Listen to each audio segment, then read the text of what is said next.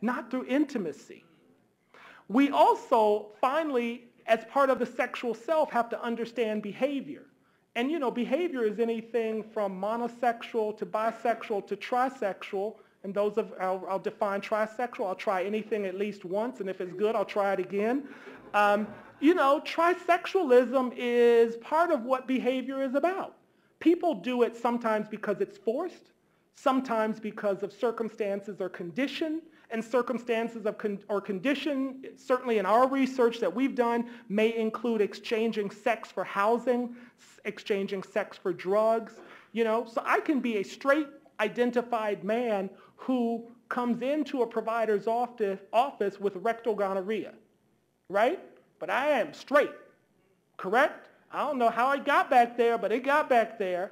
You know, how do you do this? If we can't have discussions about the total sex of the individual, including his biology, his orientation, his identification, and his behavior. Add to that the psychological, the spiritual, the socio-political environments, and what we end up with is that the questions of research are more complex and the realities more random than scientifically comfortable. And what I mean by that is scientific comfort leads us to ask the same questions over and over again. Because pushing beyond that paradigm results in people saying, well, you can't do that. I can't tell you how many times I heard you can't do that. In this process of the HIV epidemic within black communities, the can't has got to go. The can't has got to go. Because everything we've tried in the past 30 years has brought us to where we are today. And clearly, what we've tried has not resulted in the change that we say we want, so I'm sick and tired of being sick and tired. HIV/AIDS interventions and interactions, we're talking about being this interaction between two entities toward a specific goal, but not necessarily rooted in the causes that produce the circumstances. So again, we focus on behavior in lieu of focusing on the root causes, which becomes part of the more comfortable paradigm of an HIV prevention agenda in this, the third decade of the epidemic. If this epidemic has brought us thus far and not resulted in the change, might it not be time to change what it is we do? What is the classic definition of mental illness? Doing the same thing over and over and expecting to get a different response or outcome. That is mentally inappropriate, and that's what we find ourselves doing. There is the issue of context and positionality. And I go to the German philosopher, and we talk about communicative action of, as Habermas would have spoken about it, but cooperative action, the engagement of the two or more individuals, and analysis of positive potential. But the question is whether or not the intended outcome is truly a mutual decision. If we're not bringing the men to the table to define the question, how do we get to the point of assuming that the intended intervention truly is the intervention that the community wants? It's the community that the researcher is willing to deliver. Another way of framing this, and I start this way in many of my classes, and anybody who's a social worker I know has heard this, and most of us who are in a helping field know this, how many people have heard start where the client is? Almost every one of us. I would argue you can't do that. You start where the client is, where you're capable of being. You start where the client is, where you're capable of being, because you're in the equation. That means if I come with a bias, that bias follows my butt in the room. And when it follows me in the room, if I don't understand the impact or the potential impact of that, I am presuming that my bias is neutral. And the presumption, and this is what I was talking about, the presumptive normalcy and neutrality of these issues, the presumption of the neutrality and the normalcy is part of the continuation and promulgation of the pathology. Because we don't question those issues. And that is a dangerous environment. And that is an environment that prevails in the research arena. Work that I've done, and I'd like to focus pretty much on this, the oval here, when we talk about interactions between the provider and the client to produce HIV testing, positive results for community. You could take almost any frame you want. Trust, communication, and satisfaction are cornerstones of this agenda. Can I trust you?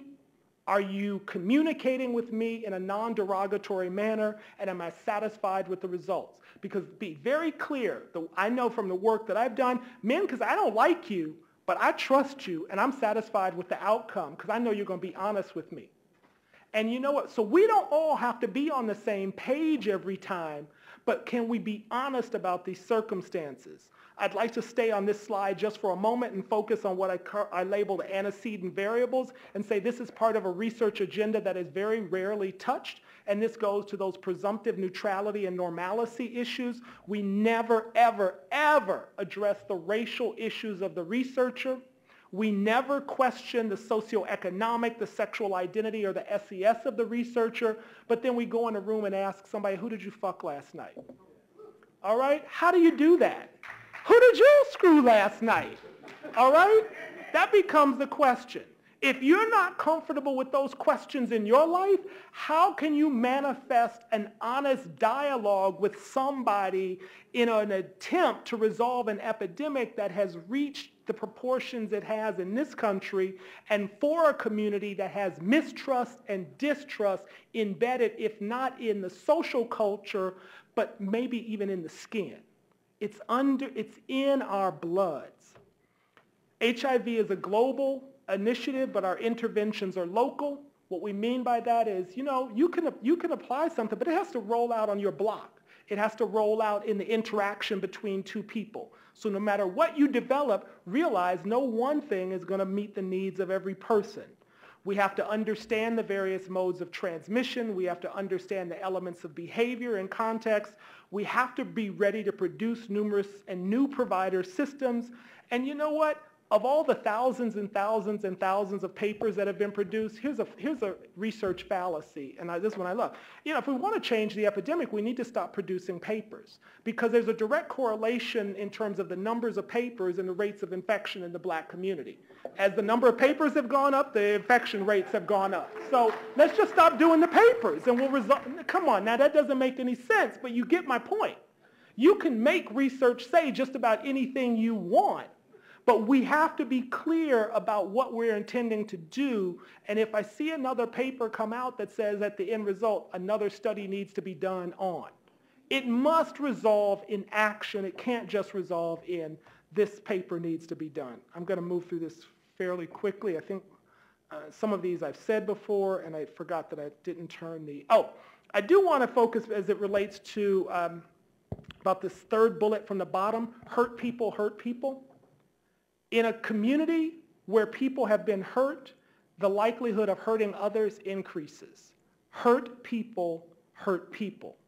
And if we don't understand the infusion of hurt within a community and how that plays out at individual and interaction dyadic levels, then we miss something very intimate about what we're doing in the work. We have to address these issues of presumptive normalcy and neutrality. We have to identify values of interest for the population, meaning it's not okay for me to define for your community in Los Angeles what the issue should be. You have to define that. And you have to define what those realities are within smaller groups, because it may be based by neighborhood, it may be based by cliques, many different things. We have to keep our research context in the person, contextualized in his life. We have to hold research and researchers accountable. If 80% of what NIH produces sits on the shelf, then who's at fault for that? Not the men who gave for the studies. It's the research environment.